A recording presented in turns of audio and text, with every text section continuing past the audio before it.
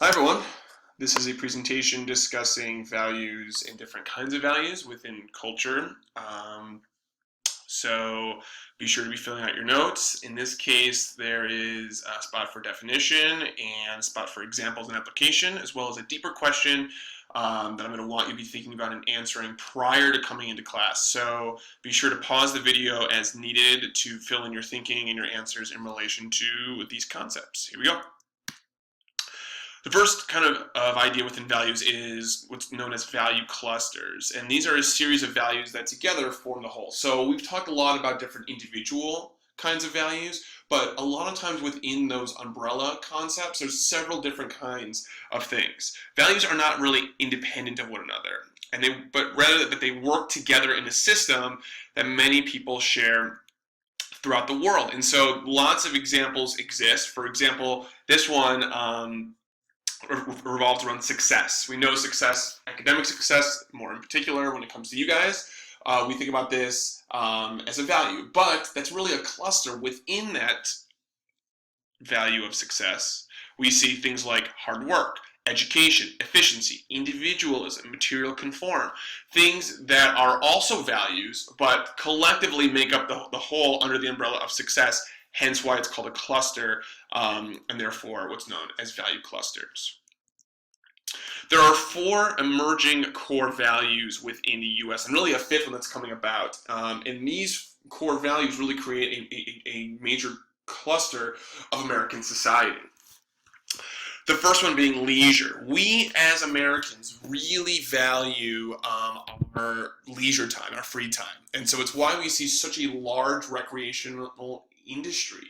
Things like vacation homes, spa retreats, massage places, things like that. Things that we go to escape real life, to be able to relax and unwind. And so leisure has really become a big core value within American society, probably within the last 20 years or so.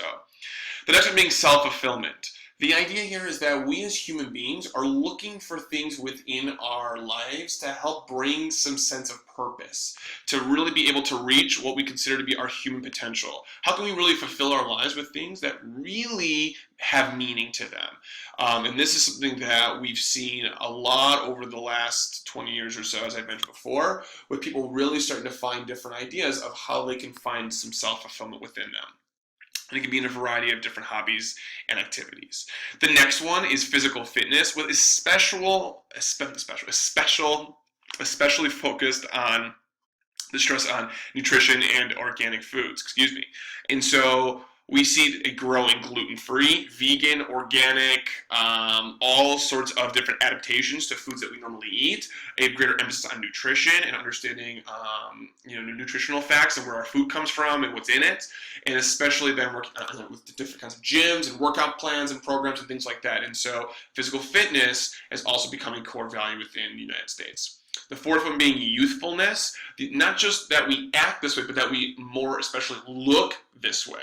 Cosmetic surgeries, Botoxes are using the use of Botox, etc., are at an all-time high.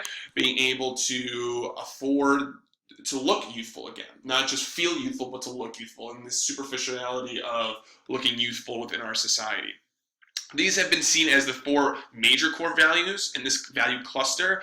However, there's really another one that's come to light, especially within the last about 10 years or so. This is the concern for the environment, looking at global climate change, looking at what's been happening in the world around us and human-created climate change. This long-term concern of going green and recycling and caring about the environment.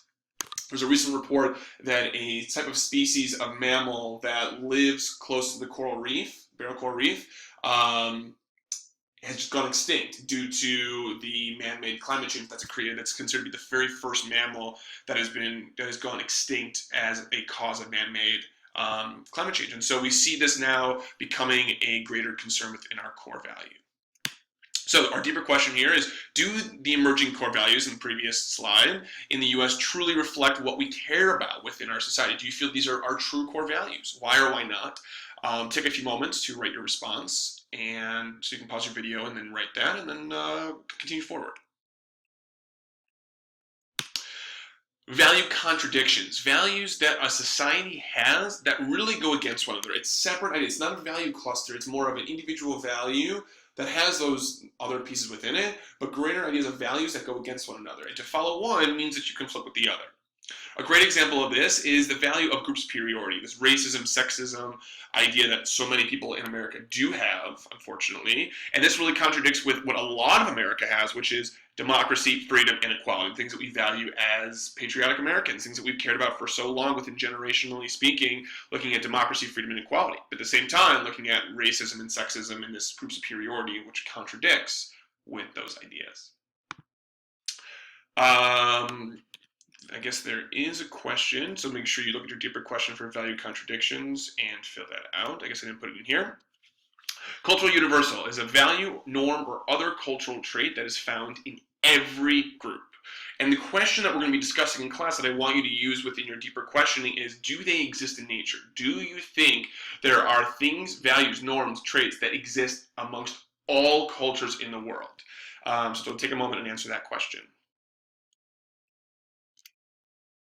Cultural lag, human behavior, things like non-material culture that we discussed in class already. This lags behind technological innovations like material culture. Not all parts of a culture are going to change at the same pace. We talked about in class how cultures are ever evolving and things are always changing within them. But it doesn't mean that everything within the culture is going to change at the same time. And typically we see non-material culture slower than material culture. And the question I want you to answer is, why is this the case? Why does it take longer for non-material culture to change? Cultural diffusion, the spread of cultural characteristics from one group to another. Groups are most open to changes in technology or the material culture. So for example, we've been doing things for so long a certain way. Suddenly now we have iPhones and Androids and other kinds of technology that can really take care of a lot of that stuff. A lot of cultures, even ones that are more simplistic, are going to be more likely to adopt this kind of technology and use it as their own from other cultures. So maybe we can consider ourselves to be the first culture that's really used this stuff if you want to. You look at Europe, you look at Asia, you look at Africa, you look at other regions in the world that are starting to adopt this material culture from America.